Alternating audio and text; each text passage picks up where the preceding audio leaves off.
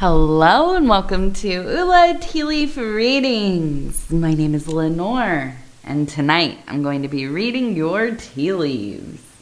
This is a horoscope for Libra. If Libra is your solar, lunar, ascendant / rising sign, then this is a message for you. All right, let's get started. And so Libra, we have one of my favorite archetypes. This is the Queen of Cups, right? Very watery. I always think of the Queen of Cups as being like that energy of like a midwife, right? It's like she's the midwife. She's the one having the baby. She's the baby itself. She is the essence that brings life forth. But it is this very kind of refined, emotional being. A being that is not only knowledgeable, intelligent, wise. That's the thing. It's wisdom, okay? This is a being that is of water, that is transformative, that is moving, that is changing, can bring life and destruction just as easily. So let's go ahead. We're going to take a look. We're going to see what these tea leaves have to say. And I just want to stop here for one tiny second to tell you thank you so much for being here. Thank you for sharing your precious moments with me, because they are, right? Ultimately, the only thing that we have that is worth very much is the time.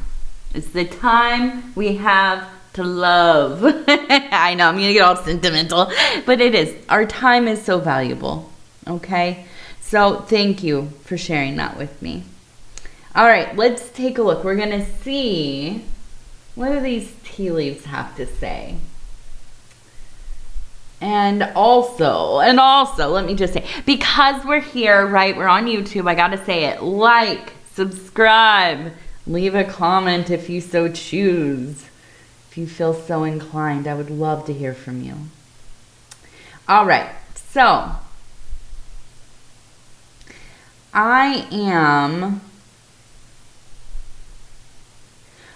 I feel that there has been a real push towards making some money. I mean, let's just let's get real with it.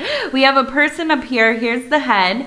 Here's the body. You can see the legs and the arm, and it almost does look like in a running posture. Also going uphill, okay? Now, we also have the fish here. It looks like a pine cone. Okay, now the pine cone is an interesting symbol. It is symbolic of the universe, really, right? And almost kind of this idea of like a fractal, kind of almost pantheistic, or maybe even somewhat animistic perception of the world, of reality, okay?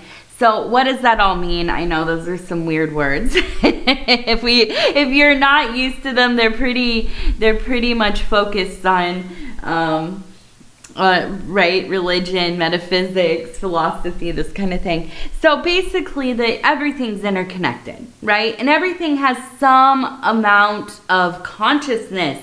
The trees, the rocks, the water, right? The sky, the clouds, you, me, the cats, the dogs, whatever, all the stuff in between. And the pine cone, really, to see that kind of showing up, there is a real sense of the great work, right? The philosopher's stone, the magnum opus, right? Now, we're not just talking about physical alchemy here. We are talking about pursuing that ultimate meaning in your life, following your true will, that thing that you're here for, right? You're manifesting this human flesh suit, this corporeal body, right? And why? And why? That's the first part of the show, right? Figuring that out, right? Why am I here? What am I doing? And when you get that information, which it's not easy, there's a lot of people, they don't even begin to consider what is the reason that they're here doing the thing. But you, I see that you have come to at least the beginning of an understanding about you, your life, your manifestation here, the cycle. But let's be real. You need money, or at least some kind of resources, a support system, to be able to follow this path. Now, I, like most, spiritual practitioners of some kind, romanticize minimalism, throwing away, the chains of modern society, right? Of all of the things and the money and the paper chase and all of this, right? I romanticize it. I wish I could go live a cloistered life and didn't have to pay for anything. It just flows to you, right? Well, that is not necessarily realistic for all of us.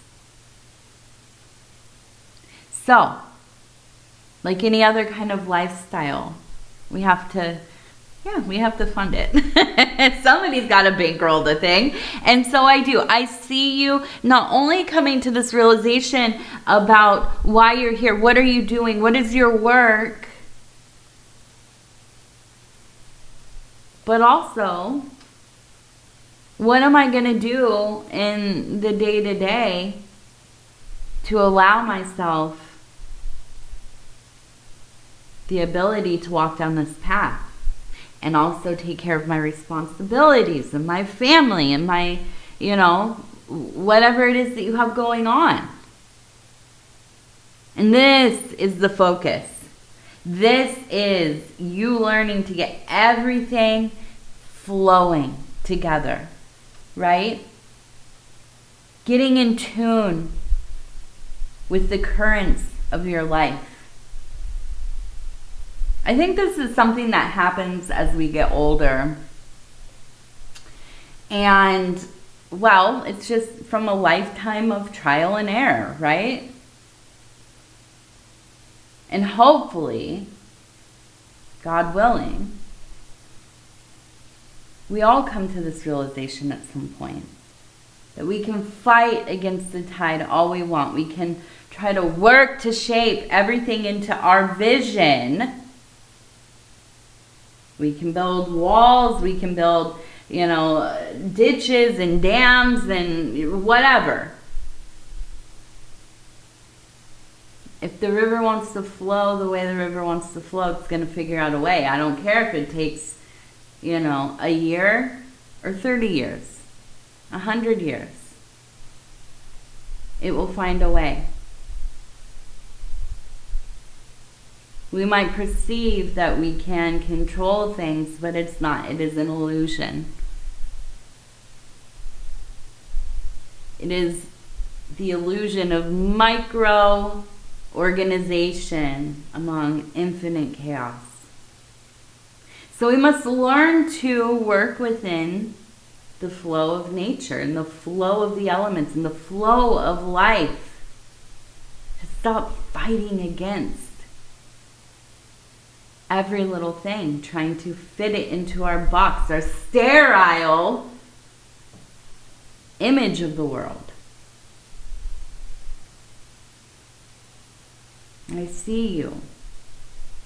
You're like a beacon of light. And we're here together, heart to heart, because of this. I don't know if you need some deep fortune, but I know you need a confirmation. And the work that you are doing is meaningful. If nobody understands that, if nobody has told you that, I'm telling you that.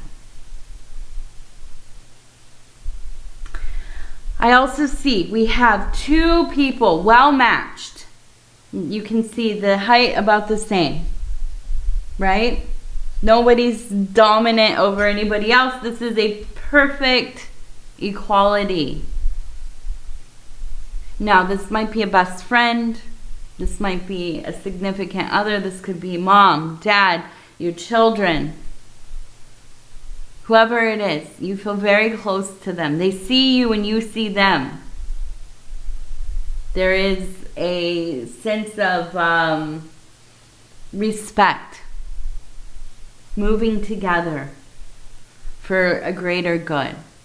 So not only have you been working so deeply on your own significance in this world, right? Figuring it out, trying to crack that nut open. But you have found your footing. And you're still motivated. You're still inspired.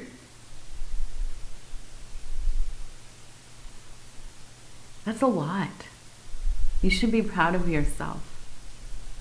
Keep going. Keep pushing. But you also have at least one person in your life that you are just so very connected to. There is an activation there. And I feel like they are on their own path as well. They're awakened as you are. There is a soul bond there, a contract, as they call it, and kind of like the pop new agey scene, right? The soul contract, which I don't know. I kind of like, I've used it because it makes sense, right? It's a phrase that really like hits and you're like, oh, I know exactly what that means.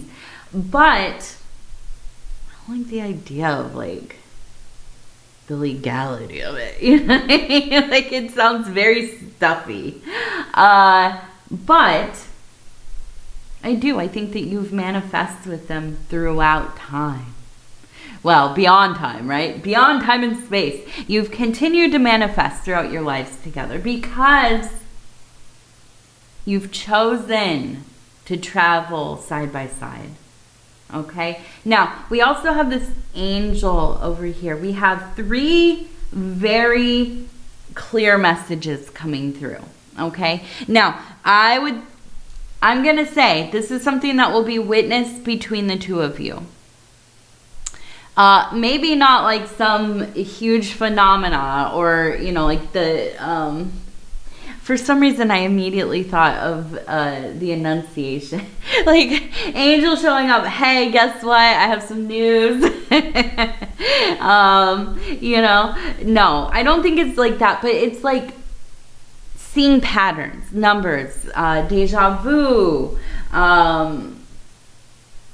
themes, like a word, a phrase, something familiar, something that feels very close to home. When what was it that I saw the other day? Oh my gosh, it took me right back. Oh, no, I was listening to the Hollies, The Air That You Breathe, which is like one of my favorite songs in the world. But I haven't, it's on one of my summer playlists, so I haven't really heard it a lot recently. I put that thing on, oh my gosh, it takes me back. It takes me back to being like 9 years old in my grandmother's living room with their old Pioneer radio, like the big stacked ones. Oh, those are beautiful, by the way. And putting it up and just listening to it, oh my gosh, it transports you. If you've never heard it well, you probably heard it. If you don't have a familiarity to this particular song, go look it up. It is the Hollies, and it's called The Air That I Breathe. Oh, it's so good. But I feel this energy of just, it feels like walking into the bedroom you grew up in. If that place was like, a positive environment, right? It feels like walking into grandma's kitchen and she's baking good cookies or, you know, your favorite meal. There is a feeling of arriving home together, right? And so I feel like there will be conversations, there will be this like, oh my gosh, I saw that, this is what I saw on the bus on my ride home from work. Can you believe this? You know, and they're like, that is so weird because I was eating lunch and I looked over and I saw, you know, this repeating number or word or whatever. And it all feeds into each other and you're all very much in tune. So these conversations, they're not just like, you know, some fun thing to talk about. No, you are building together. You are experiencing the divine together. And so I feel that these messages, at least 3, there are 3 big ones coming through very soon. Now, I also do see that there is a romantic connection here. Now, it might be with your person that we've been talking about, but this might be something else. Because it is kind of smaller over here, it feels like it is growing. This is something that is happening. It's occurring. There might be a flirtation. Maybe you've never even met. It might be online. It might be, you know, somebody at work. It might be like that you've just been on your first few dates. Whatever it is, I feel like there's a budding connection here, okay? And there seems to be a mutual care for sure. Now, I do think that for whatever reason, and I'm just going to be real here, this might not be received well by others. I'm looking at this dog, and it indicates a good friend, somebody devoted to you, loyal, not very happy about the thing. Now, maybe they're in love with you. That's my immediate thought. Maybe they're in love with you too. But I almost feel like, I don't know, whatever. There's something in here that's like, they're not judgmental, but they're worried about, oh, is this going to affect your life negatively? Okay. But it could also just be like really protective. But I do feel like you're enjoying this energy with this person. Does that mean you're like going to get married and this is like your, you know, forever? I don't know, because it's so small and it seems like it's growing. But you can see right here, it looks like a face next to a face, like they're kissing. Okay, so, you know, for me, immediately off the top of my head, I feel like this is maybe, at least at this point, really... how should I say, kind of a physical motivation. Like there is chemistry, right? There is attraction. And maybe it is just the flirtation. Maybe that's what you're here for. But I do think,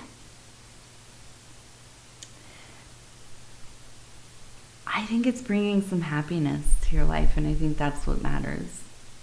You know, of course, you have to be careful with everybody's feelings and respectful of everybody's, you know, attachments. And I'm trying to say in the nicest way, if this isn't your primary relationship, no judgment, by the way, just be careful, right? Be thoughtful. I know that you are. You're a Libra. Why do you, I don't even need to say that, really.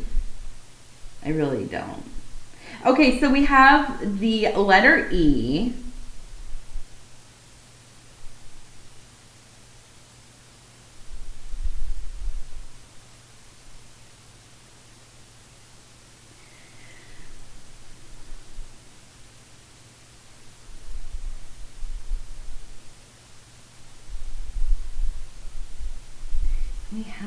We have Tor. Maybe it's Tori, Tor. Is that thing? What is that thing called? That I don't know anything about that browser thing or whatever. I don't know what that is exactly. I'm not sure. I'm not the right one to ask, but that's what it reminded me of. Tor. So maybe like Tori, or it could be initials, or it kind of needs to be rearranged. Okay, so we also have a person in meditation. Almost looks like they're next to a pool of water. Reminds me very much of what we have going on here.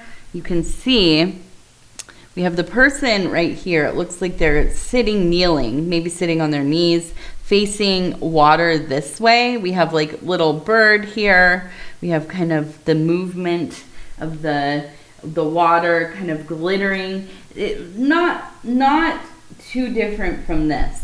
Okay, now she is in more of a seated position, not so much on the knees, but still.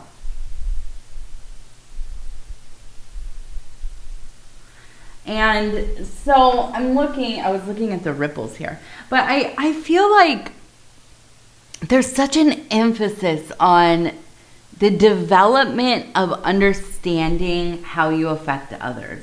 I really feel like, well, as a Libra, I think you've always been aware of this. Libra people are not,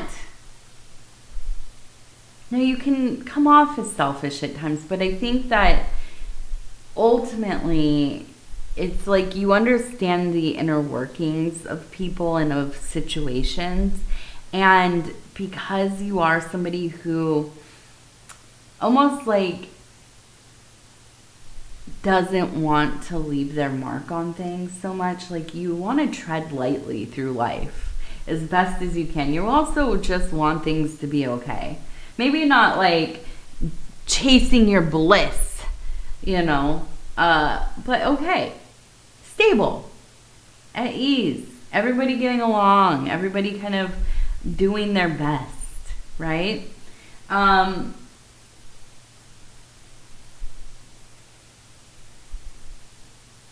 I feel like at times you can make decisions without really giving an explanation to people, because listen, nothing you dislike more than having to explain every little thing to somebody, right?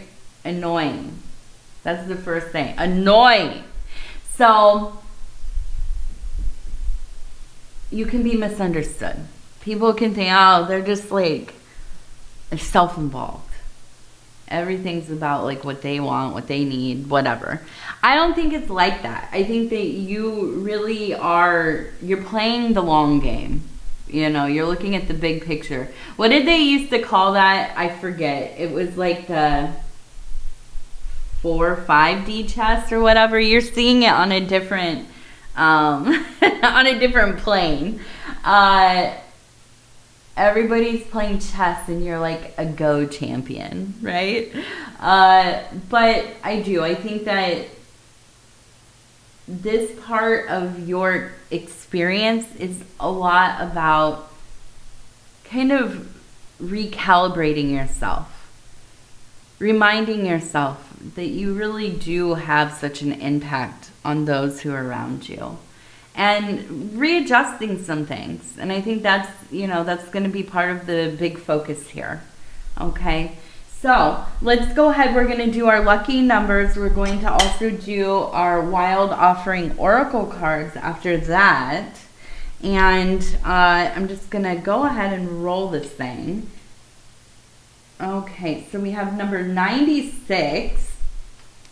Now, somebody asked me on another video yesterday, what do the lucky numbers mean? They're just lucky numbers. I would often have people asking me for lucky numbers, and I thought, why don't I just kind of, start doing them? So if they are numbers that are important to you, if these are, numbers that you're going to use for something, or just kind of notice them in your life, that's just kind of, these are numbers that are being drawn up for your next little cycle here. So 96, 94, can we get a 92? No. We get 71 though. There we go. All right, so let's do our Wild Offering Oracle cards. And I'm going to go ahead. We're just going to flip through them. Stop where it feels right. And it's says love. Oh yes, love, love, love. It's not about finding love. You are love itself. Help me, Lord, to send so much compassion and caring to the inner child that I always remember. I myself am love. I myself am love. Beautiful. All right, Libra, I'm going to go ahead and tell you I love you because I do. And I thank you so much for spending this time with me. It is always such an honor to be able to bring these messages to you. And if you would be so kind as to like the video, it really does help the channel. And if you have not subscribed yet, please think about doing that. You can hit that little bell. It'll let you know when the next readings are coming out. It is free to subscribe. Also, if you want to leave a comment, I would love to hear from you. So, again, with that, I'm going to tell you, I love you, I love you, I love you. Please take care of yourself, and we'll talk in a few days. Good night.